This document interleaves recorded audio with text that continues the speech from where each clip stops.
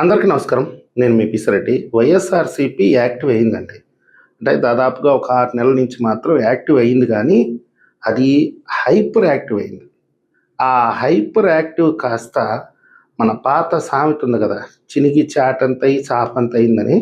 అట్లా ఈరోజు YSRCP hyper activity చినిగి చాపంతయింది.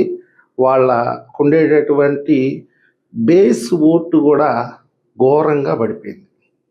ఎట్లా అంటే కొన్ని అంశాలు మీ ముందుకు తీసుకొస్తాను. మొట్టమొదటిసారిగా మావిగన్. ఎప్పుడు చెప్తుంటాను నేను, అమరావతి అనేది వైఎస్ఆర్‌సీపీ పాలిట ఒక మృత్యు నగరం. అమరావతిని టచ్ చేస్తే ఒక 10% ఓట్లు కోల్పోవడం తప్ప వాళ్ళకి ఎటువంటి పరిస్థితుల్లో లాభం ఉండదు. అలాంటిది మావిగన్ అనే ఒక కొత్త కాన్సెప్ట్ తీసుకురావడంతోటే జగన్మోహన్ రెడ్డి గారైతే ఆంధ్ర రాష్ట్ర ప్రజల దృష్టిలో ఒక కామెడీ పీస్‌గా నిలబడిపోయాడు. సరే, దాన్ని మరిపించడం కోసం ఆయన కుటుంబం గురించి చెప్పుకుంటూ వచ్చాడు. తెలుగుదేశం పార్టీ గొడ్డల పార్టీ అంటుంది. అసలైన గొడ్డల పార్టీ తెలుగుదేశం పార్టీయే. నేనెందుకు గొడ్డల పార్టీ అవుతాను?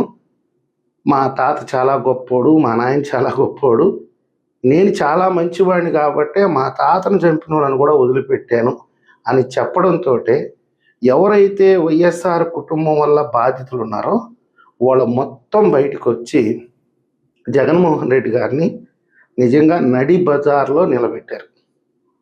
ఎవరికీ తెలియనటువంటి చరిత్ర కూడా ఈరోజు రాష్ట్రంలో ఉండే ప్రతి పసిబిడ్డకి తెలిసేటట్టుగా చేశారు. అది అయిపోవడంతో డిఎస్సి అంశాన్ని లేవనెత్తారు.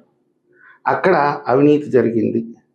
ఇంకా ఘోరమైనటువంటి విషయం ఏంటంటే, వీళ్ళ పేటీఎం కుక్కల చేత కమ్మ వాళ్ళకి ఎక్కువ పోస్టులు ఇప్పించుకున్నారు స్పోర్ట్స్ కోటాలో. ఇక్కడ కూడా వాళ్ళ కులానికి వాళ్ళు న్యాయం చేసే ప్రయత్నం చేశారు అని చెప్పి ఒక తప్పుడు ఆరోపణ అయితే చేసే ప్రయత్నం చేశారు. దీనివల్ల ఆంధ్ర రాష్ట్ర ప్రజలకి చాలామందికి సంబంధం లేనటువంటి డిఎస్సి నియామక ప్రక్రియ మీద ఒక అవగాహన వచ్చేసింది. ఎందుకని ప్రభుత్వం తీవ్ర స్థాయిలో స్పందించింది, ప్రతి విషయాన్ని పూసగుచ్చినట్టుగా ప్రజలకు వివరించే ప్రయత్నం చేసింది. కాబట్టి ప్రజలకు బాగా అర్థమైపోయింది, మన జగనన్నలో మాత్రం ఎలాంటి మార్పు రాలేదు, చీకట్లో 10 రాళ్ళు వేస్తాడు, ఏదైనా ఒకటి తగలకుండా పోతుందా అన్న ఉద్దేశంతోనే ఆయన ముందుకెళ్తాడనేది రాష్ట్ర ప్రజలకి ఒక అవగాహన ఉంది. అది ఈరోజు స్పష్టమైపోయింది. ఖచ్చితంగా ఈయన చేసేవన్నీ కూడా చీకట్లో రాళ్ళు వేయటమే. ఏదైనా తగిలితే మనకు మంచి జరగద్ది, లేకపోతే పోద్ది, ఇదే ఉద్దేశంతో ఇలాంటి ఆరోపణలు చేస్తుంటాడు. కాబట్టి ఇది కూడా అందులో భాగమే. ఇక్కడ ఒక పెద్ద విషయం ఏంటంటే, నారా లోకేష్ గారు సవాలు విసిరాడు. నేను నీ ఇంటికి 200 మీటర్ల దూరంలోనే ఉన్నాను, నీకేదన్నా డిఎస్సి మీద అనుమానం ఉంటే రా చర్చించుకుందాం అని చెప్పి ఒక సవాలు విసిరితే, తెల్లారితో ఏం చేస్తాడంటే లక్ష్మీపార్వతిని, ఆమె ఎవరో శ్యామల ఉంది, ఒక యాంకర్ శ్యామల అని, ఇంకెవరో 2-3 మహిళా నాయకురాల్ని అక్కడికి పంపించి వాళ్ళ చేత లోకేష్ గారి మీద సవాలు విసురుతారు. లక్ష్మీపార్వతి ఏమన్నా మంత్ర్యా, అంటే మాజీ మంత్ర్యా?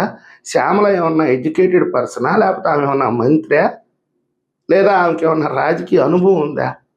లక్ష్మీపార్వతి గారన్నా కానీ కొద్ది రోజులు ఏదో ఒక పార్టీ పెట్టింది, కొంతమందికి సపోర్ట్ చేస్తా మాట్లాడింది, కాస్తో కోస్తో అవగాహన ఉండొచ్చు. కానీ ఆమె ఎప్పుడు ప్రజల చేత ఎన్నుకోబడలేదు కదా, ఆమె ఎప్పుడు అసెంబ్లీలో అడుగు పెట్టలేదు కదా. అలాంటి వాళ్ళ చేత నారా లోకేష్ గారిని తిట్టించడం ఏంటి? ఇది పురుగు పోగొట్టుకునేటటువంటి విషయం. ఆ తర్వాత గుడివాడ అమర్నాథ్ హోంమంత్రిని వ్యక్తిగతంగా విమర్శించడం, ఆమె మేకప్ గురించి, ఇవన్నీ అవి నిజంగా చెప్పాలంటే ప్రజలు అసహించుకునే పరిస్థితి. ఇంకా వీళ్ళ బుద్ధి మారలేదు, ఇంకా ఇదే వ్యక్తిగత దోషంలో. వీళ్ళు ఎటువంటి పరిస్థితుల్లో మారరు. 11 స్థానాలకు పరిమితం చేసి తుక్కు రేగొట్టి ఇంట్లో కూర్చోబెట్టి సంవత్సరం రోజులు ఇంట్లో నుంచి బయటకు కూడా రానికుండా చేసినా కానీ వీళ్ళలో బుద్ధి మారలేదు. వీళ్ళు వ్యక్తిగత దోషణలు చేస్తారు, బూతులు తిడతారు. వాస్తవంగా చెప్పాలంటే అందరూ ప్రశాంతంగా వాళ్ళ పని వాళ్ళు చేసుకుంటున్నారు ఈరోజు అధికార పార్టీ నాయకులు. వాళ్ళని అనవసరంగా గెలకటం తప్ప, ప్రజల దృష్టిలో మీరు ఒక పనికిమాలిన వాళ్ళ లెక్క తయారవడం తప్ప ఇంకేమన్నా ప్రయోజనం ఉందా వ్యక్తిగత దోషణలు చేయడం? తర్వాత Vijayawada rowdy sheeter lockup death. అది కోర్టుతో పోయేటటువంటి చిన్న ఇష్యూ. వాస్తవంగా చెప్పాలంటే జగన్మోహన్ రెడ్డి గారికి మైలేజ్ తెచ్చే అవకాశం ఉంది ఈ ఇష్యూలో. పోలీస్ డిపార్ట్మెంట్ పనితీరు మీద ఆయన ప్రశ్నించవచ్చు, ప్రభుత్వాన్ని నిలదీయొచ్చు. ఎలాగూ ఒక లాకప్ డెత్ జరిగింది కాబట్టి ఆ ఇష్యూని ఆయన కొంచెం హైలైట్ చేస్తే కాస్తో కూస్తో జగన్మోహన్ రెడ్డి గారికి మైలేజ్ పెరిగేది. దాన్ని తీసుకుపోయి ఒక కులానికి అంటగట్టి ఆ కులంతో రాజకీయం చేయాలని చూడటం, ఆ రౌడీ షీటర్కి అండగా నిలబడతానంటాం. అతని మీద ఆల్రెడీ 23 కేసులు ఉన్నాయి. 10 అటెంప్ట్ మర్డర్ కేసులు, 2 మర్డర్ కేసులు, గంజాయి కేసులు, ఒక 3 శిక్ష పడి ఉంది, 4 అండర్ ట్రయల్స్లో ఉన్నాయి, 10 రాజీ చేసుకున్నారు. అతనేమి సామాన్యమైనటువంటి నేరస్తుడు కాదు. అలాంటి వ్యక్తి కుటుంబానికి వెళ్ళి పరామర్శించడం ఇది కొంచెం ప్రజల్లో ఎబ్బెట్టు, పైగా ర్యాలీలు చేయటం. ఇక్కడ కొంతమంది అంటారు ముఖ్యమంత్రి గారు ఎందుకు కలిశారు అని. ముఖ్యమంత్రి గారు కనుక ఆ కుటుంబాన్ని పిలిపించుకొని మాట్లాడకపోతే జగన్మోహన్ రెడ్డి గారు చాలా రెచ్చిపోయేవాడు. ఒకవేళ జగన్మోహన్ రెడ్డి గారు కాకపోయినా ఆయన పార్టీలో ఉండేటటువంటి కొన్ని చిల్లర శక్తులు ఉన్నాయి కదా, వీళ్ళు చాలా రెచ్చిపోయేవాళ్ళు, ప్రజల్ని అశాంతికి గురి చేసేవాళ్ళు, న్యూసెన్స్ క్రియేట్ చేసేవాళ్ళు రాష్ట్రంలో. కాబట్టి ఏంటంటే ఈ ఇష్యూని ముగింపు పలకాలి కాబట్టి చంద్రబాబు నాయుడు గారు ఆ కుటుంబాన్ని పిలిపించుకొని మాట్లాడటంతో చాలా వరకు సర్దుమణిగిపోయింది. ఇప్పుడు ఆ కుటుంబం కూడా ప్రభుత్వానికే మద్దతు తెలుపుతుంది. ఎవరైతే అధికారి ఉన్నారో ఆ అధికారిని కూడా అరెస్ట్ చేశారు, అతని మీద హత్యా నేరం కింద కేసు నమోదు చేశారు. సో ఇది కూడా గోడుతో పోయేదాన్ని గొడ్డల దాకా తెచ్చుకొని ఆయన పార్టీ మీద అసహ్యం కలిగే విధంగా ప్రవర్తించారు. మొత్తం మీద ఏంటంటే పొలిటికల్ అన్రెస్ట్. రాష్ట్రంలో ఏదో ఒకటి చేయాలి, బూతులు తిట్టాలి, వ్యక్తిత్వ హననం చేయాలి.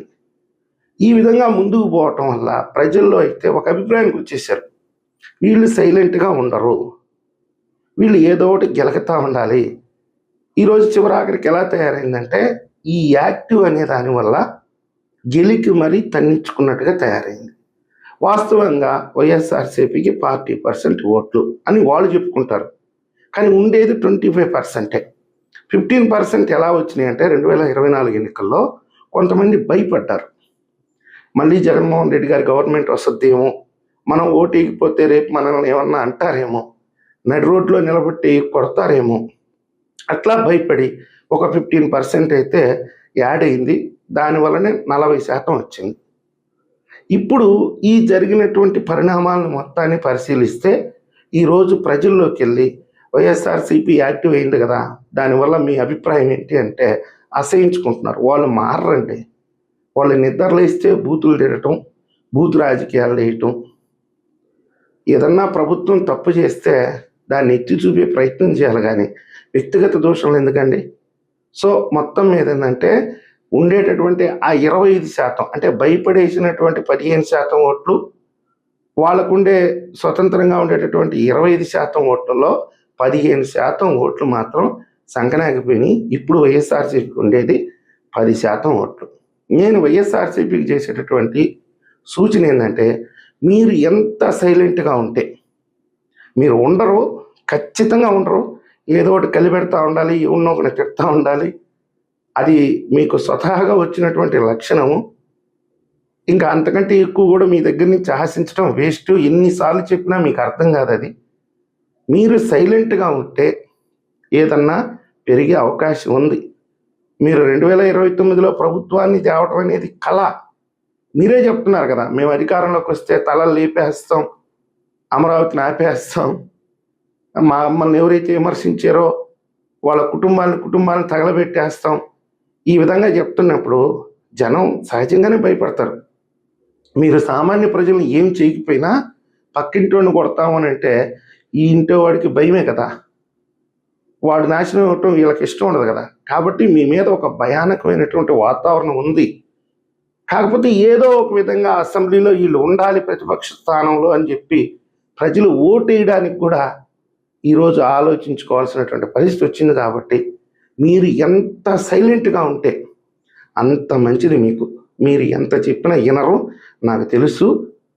ఈ గ్రాఫ్ అనేది అయితే మటుకు ఈరోజు గెలికి తన్నించుకొని అట్టడుగు స్థాయికి పడిపోయారు. ఇక మీరు కోలుకోవటం అనేది దుర్లభం. ఈ వీడియో మీకు నచ్చినట్టయితే లైక్ చేయండి, సబ్స్క్రైబ్ చేయండి. ధన్యవాదాలు.